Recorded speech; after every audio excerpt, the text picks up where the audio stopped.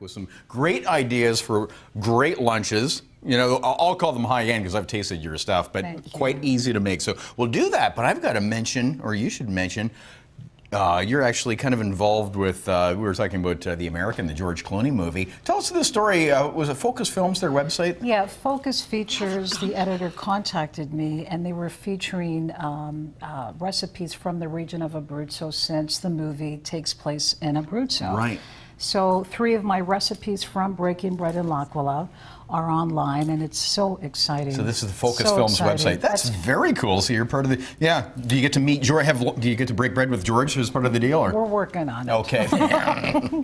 So that's, of course, doing well at the box office, and you're always a big hit in every kitchen and on Morning Live, too, because you put together some fantastic stuff. But we're also talking about just things we need to think about over the winter. Yeah, well, I thought the theme for September is back to school, what's for lunch?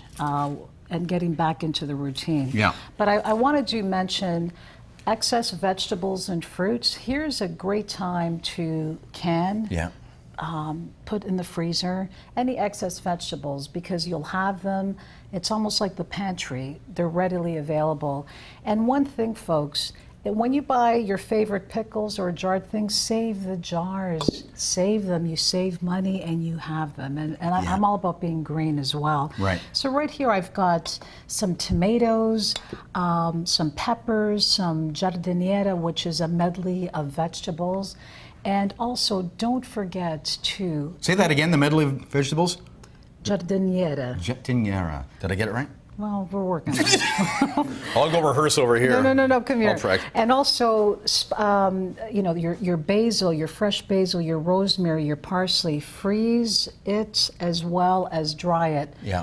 Look for me this week on foodandfate.blogspot.com. I'm going to be putting some freezer canning tips and jarring tips. So come visit me for any questions. There it is there on screen, and that's where you can find out information where to get your fantastic book as well, which is an international big success, Breaking Bread in L'Aquila. Thank you. There we go. Are we getting glare, as they say in the business? Yes, we're getting glare. I'm going to open this puppy up, too, because there's all kinds of beautiful pictures and recipes. Well, what I thought I'd do next, Bob, is one of my recipes that I prepared today is roasted chicken with rosemary and garlic. Here's a suggestion.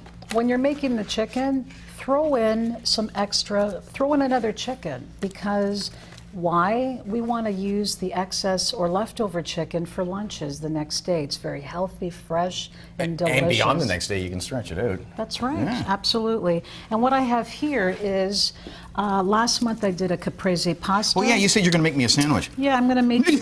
Well, that's how you get on the show, you know. Well, listen, here's what I'm going to do. Bring Bob food, you're on Morning Live. It's pretty... I grew up with no mayonnaise, so what I'm going to do here is is put a little caprese and basil. Just put a little drizzle of olive oil, okay? For you, Bob, I'm going to throw in a little prosciutto, because you're special and you're my friend. And here you go. Oh my gosh. How easy is that, folks? Oh, here, I don't want you to looks so good. Here, sweetie. Yeah. Okay, what I have here now is... You're doing great, but I can't wait for the commercial break. Is excess. Here we have some cold cuts. If you don't want to put in the extra chicken, think about making lunches with the kids. Get them involved. I have here some fantastic a variety of lunch boxes for mom and dad and the kids.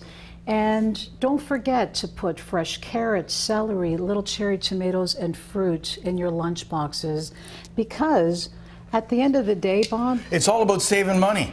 We're going to be saving lots of money from making lunches. It's all healthy. Yeah. And getting the kids involved, I think, is important. Well, yeah, we've talked about that before. It's so, because if they're into it, then they get, they develop the healthy habits. That's right. Yeah. And one of the things that one of my neighbor's kids has a little chart on the refrigerator, and they make suggestions. Yeah. And getting them involved is clearly going to make a difference. Makes it so much easier. That's right. All right. Well, thanks, Maria. And again, pick up this fantastic book, and we'll get the website up, Blogspot, Food and Fate. foodandfate.blogspot.com. Write to me if you have questions. Just send me an email. I'm happy to help. And that's where you can find out where to get the book and all kinds of recipes and great tips. Hey, thanks, Maria. Thanks a lot, Bob. Oh, I can't wait to get into this. We're going to head